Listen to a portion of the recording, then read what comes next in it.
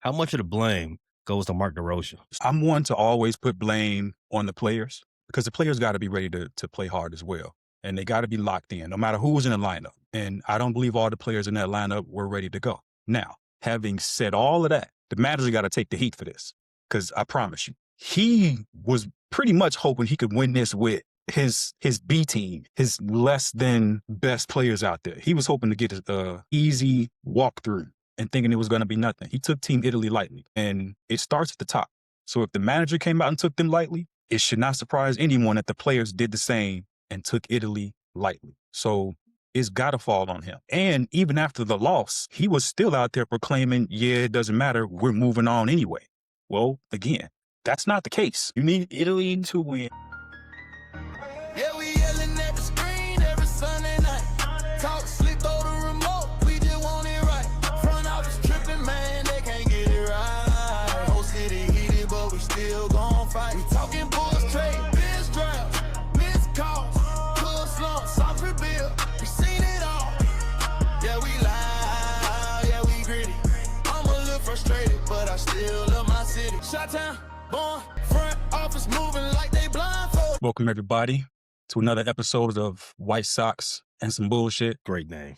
You could edit that out. In place of my man Harry, we got Payday here in the building with us from the other side of town. He gonna help me out, give me a little back and forth discussion on the White Sox, discussion on all things baseball, discussion on some upcoming things that you guys can expect from us and what you can expect from the game in general as a whole. I'm not going to introduce you no further than that because you don't need no further introductions, right? You feel me? Well, shit. Give me my propers. Not just represent the team from the north side, the guy that chose the right baseball team. You can just say that. You feeling okay? Did you hit your head? You all right? You got No, a fever? sir. No, Or I sir. call the doctor? Not at all. Because Not at all. you got the wrong hat on right now while you talking. I'm just letting you know. Appropriate. It's baseball season. Good guys been wearing black since I've been around on this earth. Is that right? That's what the slogan says. You feel me? Yeah. Says the But- slogan. Since we are here to talk about White Sox today, you can have your discussion about that other team another time. Mm-hmm. Again, this is a White Sox show. So we're going to break down currently what's going on with the White Sox in spring training and where they stand. Let's talk about the World Baseball Classic and the prohibitive favorites, Team USA, America. America got upset. On last week's show, I proclaimed that Team USA was, if not the favorite, one of the top favorites. I remember vividly saying that. And if people watch the show, which they better be watching the damn show, they would have heard me say that, right? So Team USA goes out against Italy, and quite frankly, they don't put their best lineup out there on the baseball field, if we being honest. You could probably argue that they took Team Italy very lightly going into that contest, and you could also make the case that it came back to bite them. Good old-fashioned American arrogance at its finest, because Team Italy went out there and put up 8-0 before Team USA even really got on the board.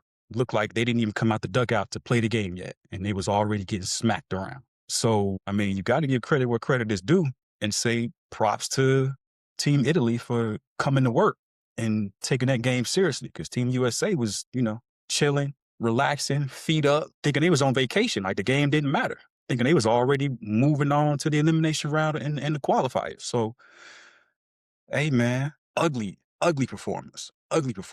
But to keep it going full circle, to keep it with the White Sox, Kyle Teal, White Sox catcher, starts that game off for Team Italy against Team USA, home run, solo shot, kicks off the score. They on the board 1-0. Who comes into the game after Kyle Teal? Do you happen to know? I'll put the ball in your hands.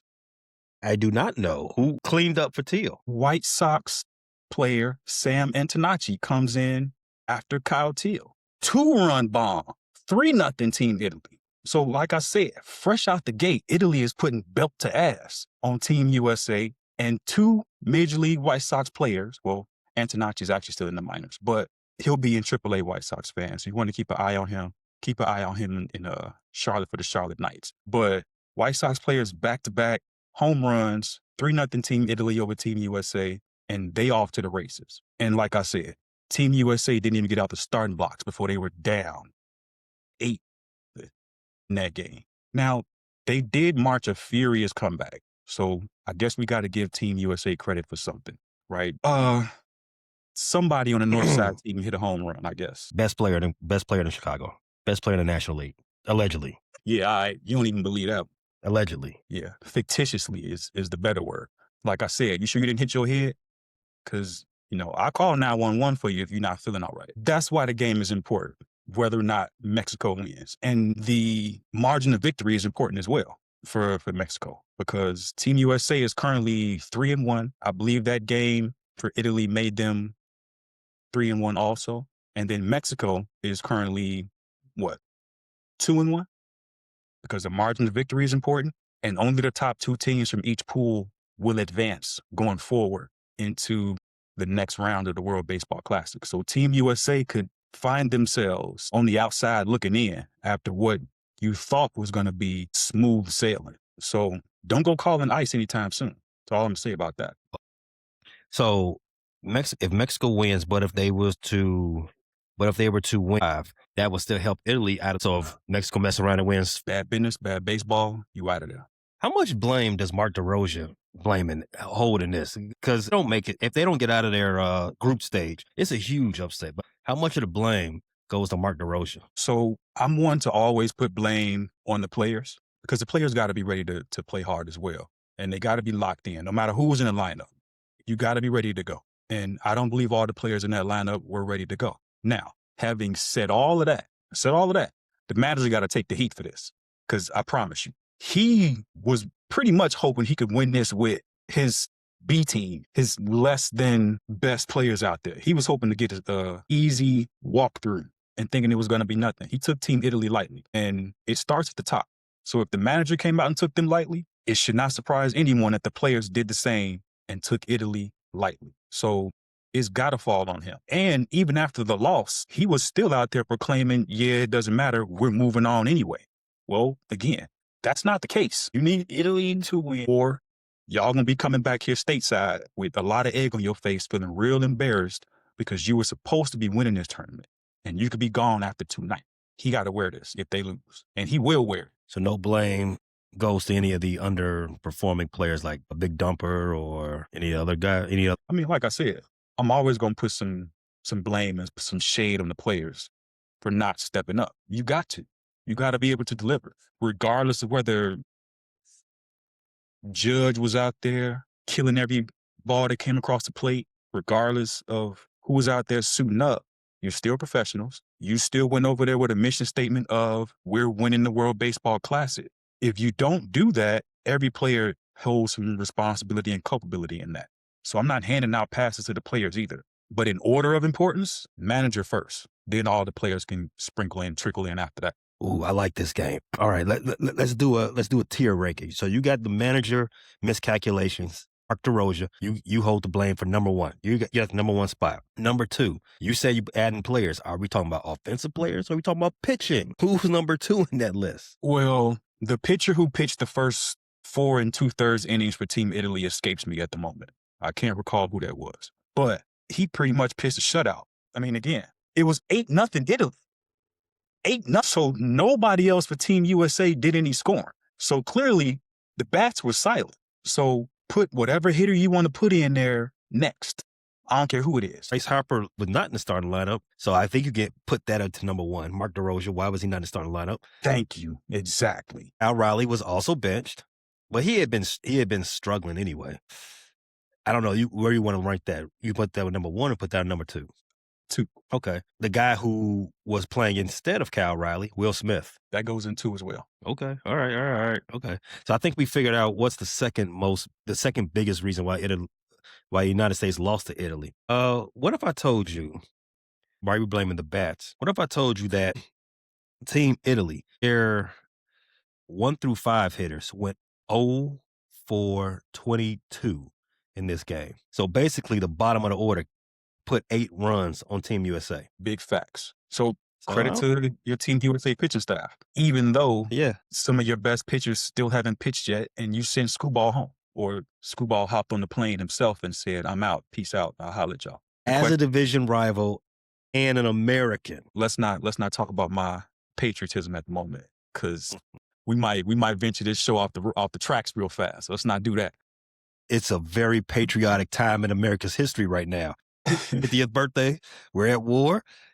We're playing for our baseball lives. As an American and a White Sox fan, how do you feel about Terrence Screwball taking his ball and going Might be home? fighting for our lives in a minute here, for real. You know, keep it a stack. But Scoop, why did you go over there in the first place, dog? Like, Mm. that's really the question that I'm asking. Why did you go over there? If the season is so important, you could have just stayed here and not even put your name in the ring, in the hat, to go over to in the World Baseball Classic and pitch it all.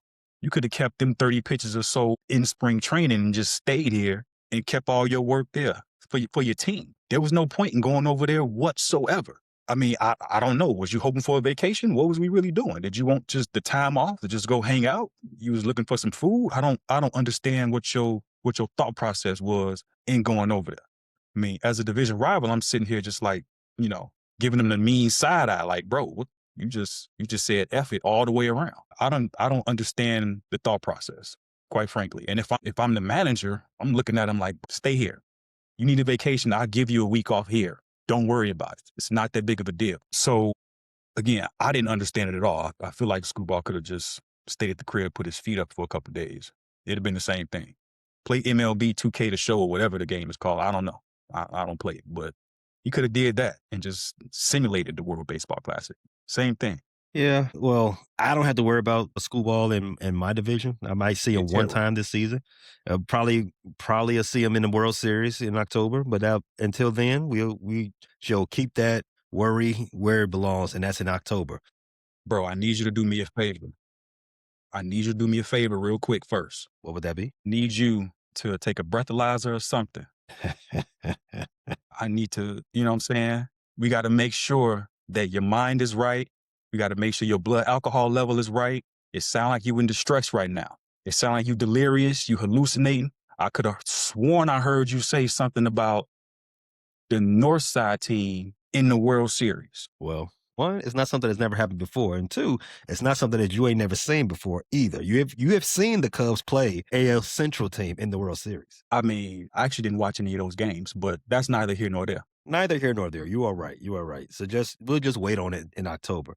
But wrapping this up, this WBC portion of the show up, Sam Antonacci. I hope I'm saying his name right. He had an amazing game. So you definitely want to pay attention to what's going on in Charlotte. Let's see if he can replicate this over there in Charlotte and maybe bring this to the south side of Chicago. 2-run home run that you already spoke about. He also stole home on a ball in the dirt. John Smoltz was all on his nutsack when he did that. Sound like something Smokes would do. Yeah, it's all good.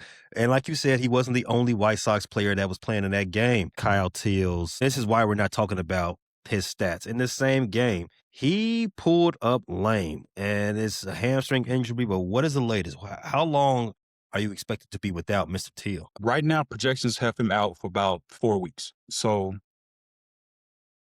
he'll probably miss opening day or whatever. So it is what it is. But 4 weeks, hamstring, I'm not too concerned about it. Again, you never want to see your players get injured, especially never want to see them get injured during the spring and during exhibition contests. We can say whatever we want to say about the World Baseball Classic, but at the end of the day, it's still an exhibition. Ultimately, these are not games that matter for your regular season success or for your regular season hopes and projections of what you want to see and what you expect to see. Having said all of that, while Kyle Teal is an impressive player, while he's had a somewhat average spring as a whole, he wasn't necessarily hitting extremely well prior to the WBC. The Sox have replacements. The Sox have guys that can step up behind him at catcher.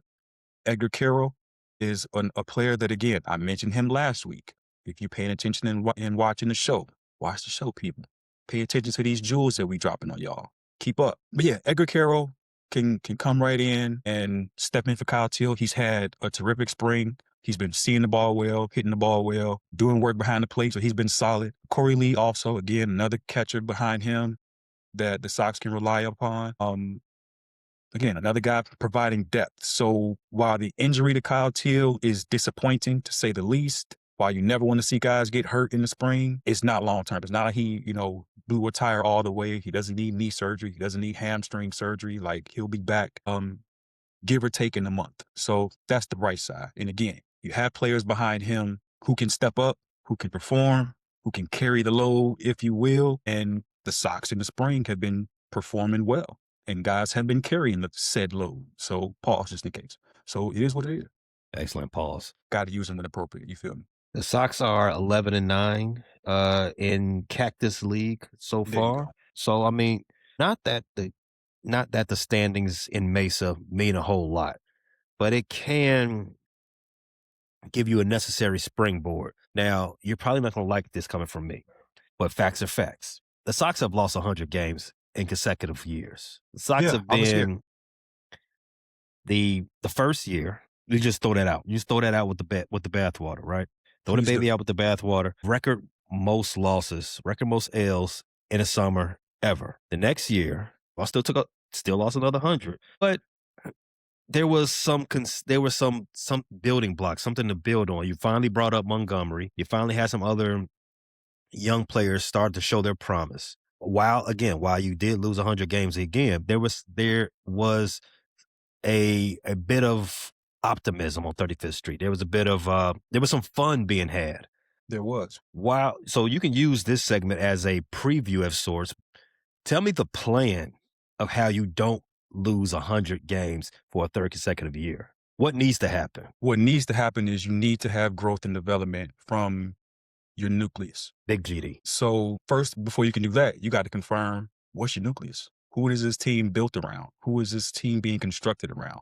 Who's the face of this White Sox group going forward? A few years ago, we knew who that was, right? It was the Abreu's, it was the Tim Andersons, it was the Luis Roberts, Moncada's, the Jimenez. It was all of those names that we knew who had been here for a couple of years, who had reached the playoffs before that team flamed out and was unceremoniously broken apart as, quite frankly, a failure. So, it is what it is. Got to be honest. They didn't deliver on what was supposed to be promised, which was supposed to be a more consistent postseason success, and we never saw that.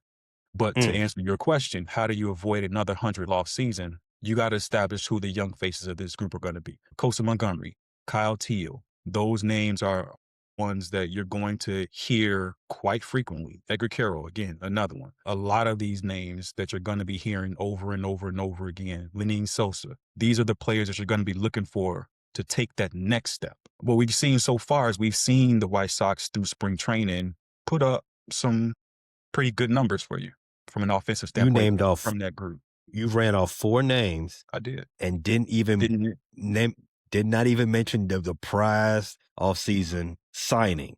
That's bold. Well, I mean, part of the reason I didn't mention him is because, how good is his English? There's that. There's a lot of swing and miss in his game. There's a lot of expected power in his game, which you always want to see.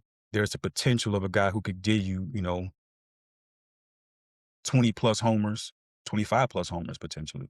You love to see that. What are the strikeouts going to look like? There's a lot of questions. And I haven't watched him play before, so it's tough for me to make a projection on him. So I'm in wait and see mode on Murakami, specifically saying. The biggest impediment to this, to try to keep the White Sox from losing another 100 games for the third consecutive season, is pitching. The White Sox traditionally, as an organization, are great at developing young pitchers and pitching staffs and maintaining them throughout the course of a season. Right now, I would probably argue that the White Sox pitching staff is not its strongest suit. And as a staff, there's a lot of question marks surrounding a lot of these guys. And that is going to be the biggest impediment in terms of, can you avoid another 100-loss season, the pitching staff?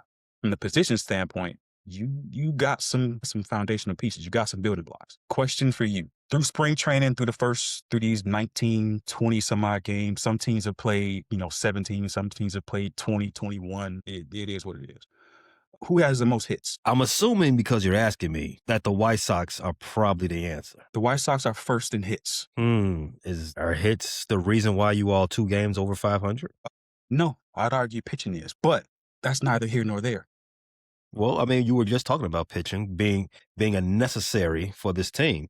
Which leads me to another fun stat or statistic. 19 games, I want to say, like you mentioned before, 19 games. The Sox are 11-9, or 8, whatever it was. The Sox have scored fewer than 4 runs in all of their spring training games 4 times. 4 runs or fewer out of those 19 games that they played. They've only won one of those games. So again, a lot of these games, they're putting up 5, 6, 7, 8 runs a game. They're putting up double digits. They're putting up 10, 11, 12 runs in some of these games, but they're losing some of these games, 8-4, 7-6, 8-6. So in the games that they are losing, they're losing them by, not big margins in the loss, but they're losing because the other team is putting up crooked numbers on the board as well. That's coming back to bite them.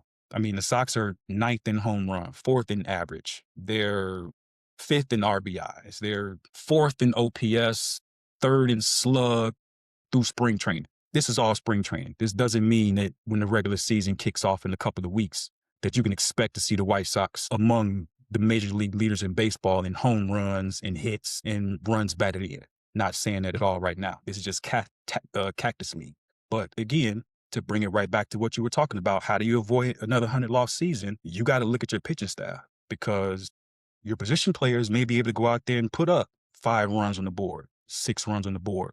It's not going to matter if your pitchers are giving up between starters, relief, and closers. If they're giving up 7, 8, and 9 runs, a loss is a loss. Shane Smith is the guy who's supposed to lead your squad, lead your starting pitchers. Shane Smith, is he ready to be an ace? I don't think there's anybody on this team that's ready to be an ace of the squad. Keep it a stack. So project the player the pitcher is going to lead this team in wins, lead this team in appearances. Over under 14.5 wins. Right now, I want to say under. And that's tough because that's not a big number by any stretch. 14.5, that's not a big number. It depends. If you got 3 guys that's from 9 to 13, I think you can pat yourself on the back for that. I mean, that's a decent staff, right? Not a great staff, but it's decent enough. But it's not a staff that I would say that it's obviously the 100-loss squad. Maybe in the range of 75 wins, maybe even flirting with 80. I would say that. Now, so we're undecided on what the starting pitching staff will look like as far as how dominant they are. But here's the silver line. A few years ago, a young pitcher who had never been an opening day starter before, had never started a game ever, was named the opening day starter for the Chicago White Sox and went out and had a dominant all-star campaign. Now, to jog everybody's memory, that pitcher was Garrett Crochet. Now, I sat right here in this seat and said, the White Sox are naming Garrett Crochet their opening day starter. He's never started a game before. I don't know if that's the best idea or best move to make. And despite me not having no confidence in him, he went out and was hooping. So can Shane do it? Potentially, he could. His numbers right now don't scream ace. They don't scream ace. I mean, I think he was a shade under 4 in terms of ERA a year ago in the games that he played. Again, this isn't a guy who you can say right now is ace potential, but he's 25. There's plenty more to expect from him, plenty more in his arm. There's a lot more that you can get out of him in terms of a pitch mix. Does he need to be an ace right now? No. So to answer your question right now, I would answer it as no. What about the bullpen? If you are convinced that your starting pitchers are not ready yet, let's just say not ready, to ascend to that, I got 2 guys that can give me 15 wins and a bunch of other guys that can flirt with 11, 11-ish wins. Until you have that, you're going to need to lean on a deep and very consistent and powerful bullpen. A lot of what I've read, Grant Taylor is supposed to be that guy that leads the pen. True or false? Locked down? I'm going to say true. Okay. You give him the ball in the 8th inning, you know what's going to happen. Who's going to be the closer? Some white guy. Excellent answer. Shout out to Bobby Jenks. Rest in peace. Straight up and down. Okay. So we talked about the position players. I think everybody knows those names. Kyle Teal, Costa Montgomery, obviously, and Murakami should lead the charge on that way. So I would assume the White Sox should have, if nothing else, fireworks. Now, I'm not saying they're going to be fireworks shot off after the game, but during the game, there should be some scoring put up on that board. It all comes down to what you guys can do in the pitching. And, I think it's based on what you're telling me, the pitching can go either way. So there's no reason to count out the White Sox on March 11th. No reason at all. and I'm not counting them out at all. I'm not ready to give a Okay. record prediction on the season just yet. We'll Well, you save know where that I'm going for with that. upcoming episodes. Yeah. But Okay. yeah, I'm expecting to see some fireworks on the field and after some of these games when the final score is posted. Well, we all can wish. I mean, I you just still wish wished your for team in the Rihanna. World Series. So I did not. again, I which one of projected. us is delusional? Projected, not a wish. Rub on that Aladdin lamp a little bit more while you. Well, I wish I could rub on Rihanna, but that is something we will have to just wait for. But since you said you can't give a win prediction just yet, let's talk about some MLB futures to close the show out.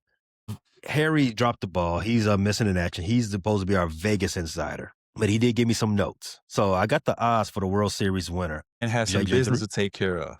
That's If what it you was. say so. He has an emergency situation that popped up I at the got you. last possible second. I got you. He had to go be Captain Save-A-Hole right quick. That's what it was. Well, that's what I assume that he's doing. But Shout out to in him. any case, you don't want to give a over under on the wins yet for the White Sox. But if I told you the White Sox had the third highest odds to win the World Series, would you throw some money down or would you keep it in your pocket? In my novice betting world, I would say that they're not blessed and highly favored in Vegas to win the World Series. Most years for the White Sox, but Hey, so see, that's unnecessary shade. That wasn't necessary right there. I had okay, already you're right. pulled It enough wasn't. shade out there.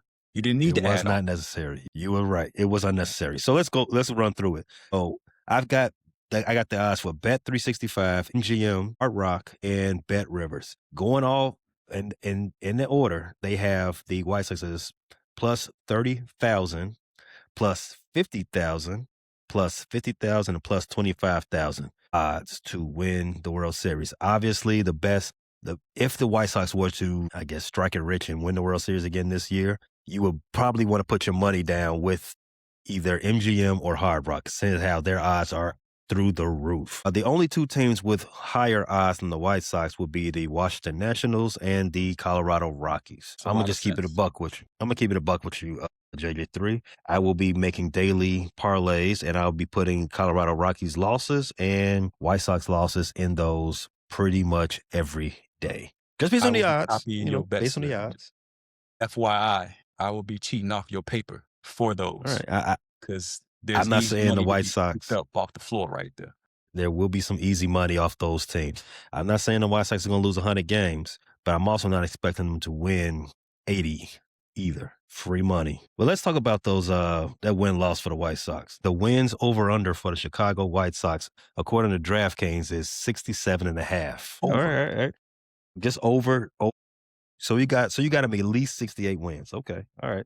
So that's obviously you end the 100 loss streak. You cut it off at 2. It's progress. I got you there. So for those interested, over 67.5 has odds of minus 105. Under 67.5 minus 115. If you can see my hat, you know which way I'm putting my money. Let's talk about the other Central Division though. Let's start with the Cleveland Guardians. Their over-under is 79.5. So they're pretty much expected to be a 500 squad. Agree or disagree? Okay. I agree. Detroit Tigers, their over-under is 85.5. See, that's tempted to say over. Not by a lot though. Really? But I'm tempted to say over. But I mean, I'm expecting the Tigers to be the best team in the divisions. That shouldn't really be too much of a shock. No, they should win the division again for what, a third year in a row? I believe so. They almost choked it away last year, but who was that? That was Cleveland that came up on them, right? So you think Cleveland's not going to build off that little late season momentum? They're going to be another 500 squad. But Cleveland's problem is they have a lot of up and down in them as well. Okay. There's a lot of inconsistencies with them. But they're, again, similar to the White Sox, they're great at building and developing pitching. Young pitchers, they're terrific at making sure that their pitching staff is always capable.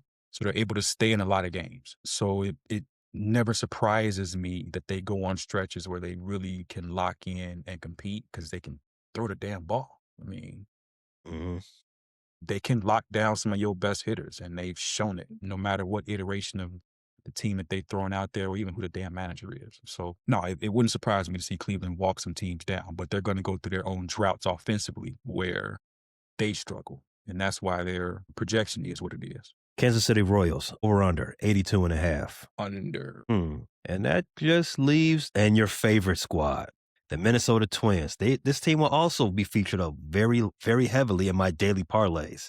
The Minnesota Twins, their over under is 72.5. Now I know you got a take for that. Twins, bruh. I promise. Can they lose 100 games? How about that?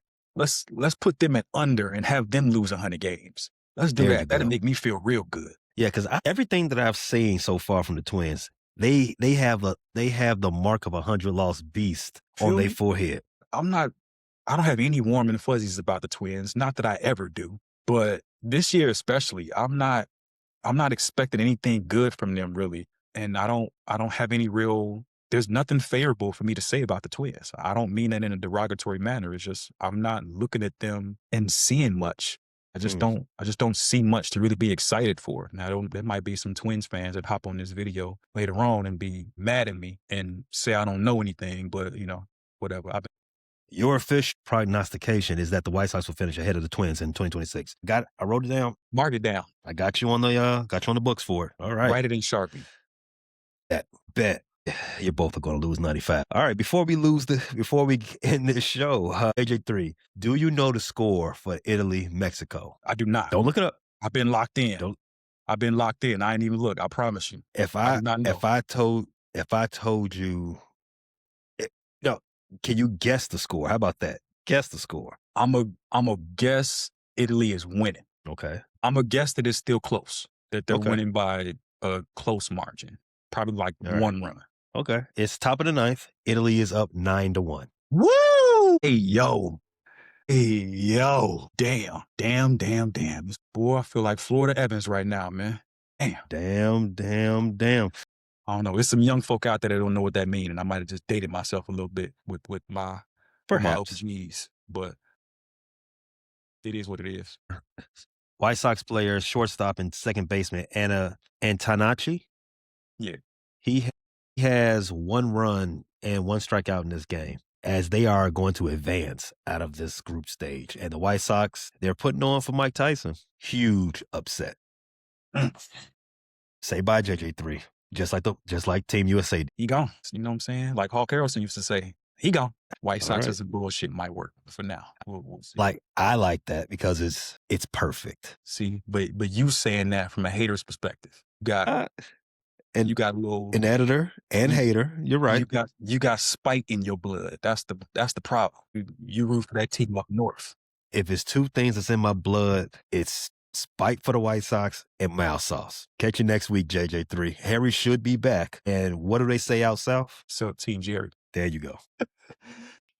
Thanks for listening to this latest episode from the Frustrated Chicago Sports Fan Channel. Don't matter if you listen to this on Apple Podcasts or Spotify or watch it on Twitch or YouTube. Make sure you like, subscribe, share with a friend, hit the notification bell so you never miss a drop. And to all the guys from Chicago, we say 3 things. Bear down, go Cubs go, and sell the team, Jerry.